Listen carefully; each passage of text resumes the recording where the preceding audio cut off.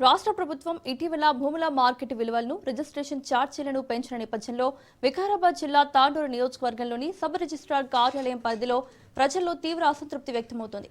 కొత్తగా అమల్లోకి వచ్చిన రేట్ల ప్రకారం అనేక ప్రాంతాల్లో భూముల విలువలు భారీగా పెరగడంతో పాటు రిజిస్ట్రేషన్ ఫీజులు సాధారణ ప్రజలకు భారం అవుతున్నాయని ఆరోపణలు వినిపిస్తున్నాయి. ఒకవైపు భూమి చదరపు గజం ధర సుమారు 10,000 రూపాయలు ఉండగా దానికి సంబంధించిన రిజిస్ట్రేషన్ ఛార్జీలు సుమారు 18,000కు దాటడంతో ప్రజలకు పెను భారంగా మారింది.